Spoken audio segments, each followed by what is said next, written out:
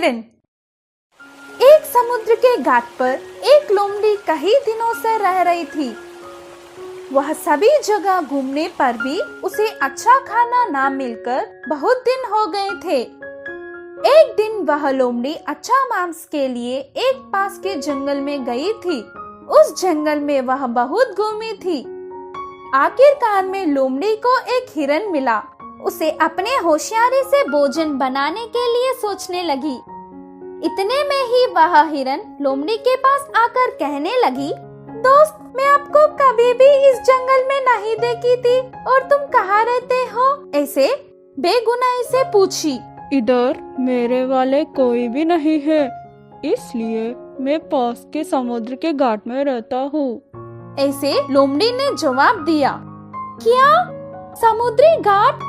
मैंने तो ऐसे कभी नहीं सुना, बोलकर हिरन हैरानी से देख रही थी। मेरे सामने पूरा पानी ही पानी है। इतना पानी है कि समुद्र के उस पार भी नहीं दिखता। अगर तुम मेरे साथ आते हो तो समुद्र बताऊंगा। ऐसे लोमड़ी बोली। समुद्र कैसा दिखता होगा, यह सोचकर हिरन लोमड़ी के साथ चलने लगी। वह दोनों जंगल में चलने के बाद थोड़ी देर में समुद्र के पास पहुंच गए थे। समुद्र को पहली बार देखकर हिरन खुशी से उछलने लगी। उसी वक्त समुद्र की लहर उछलते हुए समुद्र के किनारे आने लगी। उस लहरों को दृश्य देखकर लोमड़ी, आओ लहरों आओ, मेरे दोस्त तुम्हें देखना चाहता है, उसे देखकर तुम वापस चले जाना। ऐसे लोमड़ी बोली। लहरें आकर चली गई।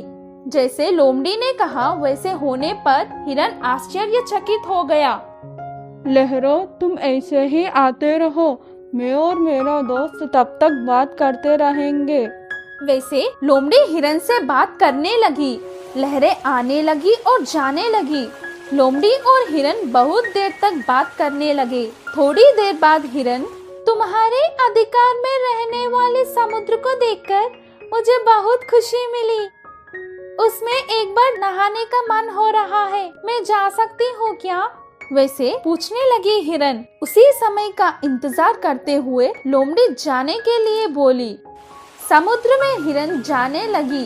थोड़ी देर गई कि नहीं, एक बड़ा सा लहर हिरन को डुबा लेकर गई और हिरन उस लहरों के वजह से सांस न ले पाई। इसी वजह से हिरन समुद्र के किनारे पड़कर मर गई। बाद में लालची लोमड़ी उसका योजना कामयाब होने की खुशी में हिरन का मांस खाने लगी। इस कहानी की सीख यह है कि दूसरों के बात में कितना सच है, यह जानकर उसके बाद आगे बढ़